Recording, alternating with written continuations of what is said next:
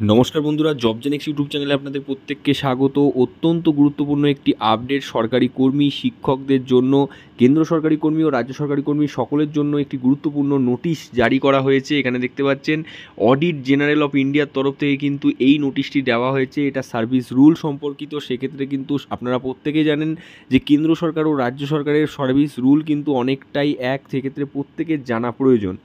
তো এখানে দেখতে পাচ্ছেন, প্রথমেই দেখতে পাচ্ছেন 18ই জানুয়ারি 2024 এই নোটিশটি কিন্তু পাবলিশ করা হয়েছে।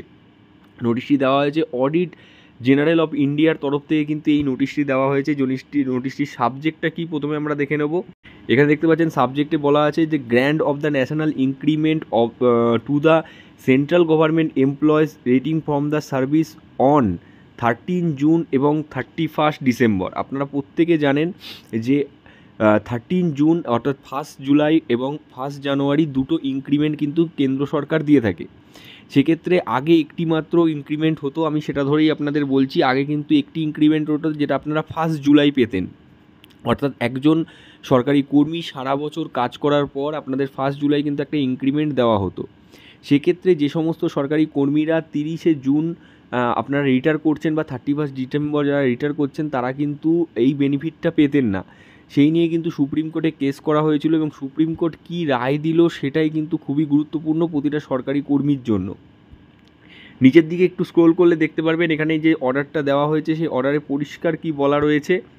The honourable supreme court ordered or allowed the grant of one increment to the petitioner rating of 13 June or 31st December, which they earn on the last day of their service for the rating 1 year qualification service or process 1 year to the date of recruitment. এক্ষেত্রে দেখতে পাচ্ছেন supreme court যে অর্ডারটা দিয়েছেন, যদি কেউ 30শে June বা 31 December আপনারা রিটায়ার করেন, সেক্ষেত্রে একটা ইনক্রিমেন্ট কিন্তু তাদের দিতেই হবে এবং একটা ইনক্রিমেন্ট দেওয়ার পর সেদের কিন্তু সেই অনুযায়ী কিন্তু তাদের যে পেনশন দেওয়া হবে সেটা কিন্তু দেওয়া হবে। অর্থাৎ কেউ যদি 30শে জুন আপনারা রিটায়ার করেন বা 31 ডিসেম্বর আপনারা রিটায়ার করেন, সেক্ষেত্রে সুপ্রিম কোর্টের অর্ডার অনুযায়ী যে আপনারা 1 বছর লাস্ট ইয়ার যেটা কাজ করলেন সেই ইনক্রিমেন্টটা দেওয়ার পরেই কিন্তু তাকে সেই সার্ভিসটা দিতে হবে, তাকে কিন্তু পেনশনটা দিতে হবে।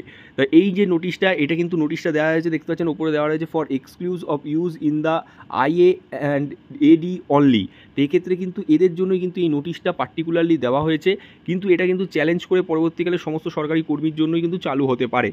এখানে দেখতে পাচ্ছেন সেকেন্ড যে প্যারাটা দেওয়া রয়েছে, সেকেন্ড প্যারায় কিন্তু পরিষ্কার বলা রয়েছে যারা আবেদন করেছে শুধু তারা নয়, তো সকলেই কিন্তু এই ইনক্রিমেন্টটা পাবে।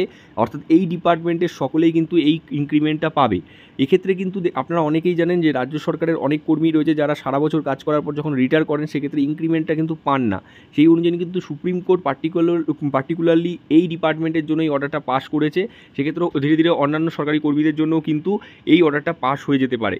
এক্ষেত্রে দেখতে পাচ্ছেন কারা কারা পাবে। এক্ষেত্রে 11/4/2023 অর্থাৎ সুপ্রিম কোর্টের যেটা অর্ডার ডেট 11/4/2023-এর মধ্যে যারা রিটায়ার করেছেন বা তারপরে যারা রিটায়ার করবেন তারা কিন্তু এই বেনিফিটটা পাবেন।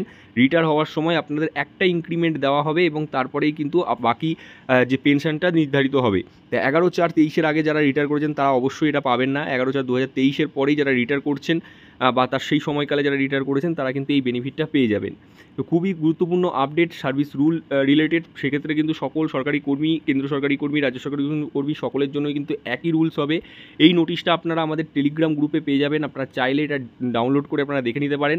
এটা দেখতে পাচ্ছেন অনলি এক্সকিউজ দেওয়া হয়েছে আইএ অ্যান্ড এডি ডিপার্টমেন্টের জন্য, কিন্তু এটা চ্যালেঞ্জ করে কিন্তু সমস্ত সরকারি কর্মীর ক্ষেত্রে সেটা চালু করা হতে পারে। খুবই গুরুত্বপূর্ণ আপডেট আপনাদের সাথে শেয়ার করলাম। লাইক করে বন্ধুদের মাঝখানে শেয়ার করে দেবেন।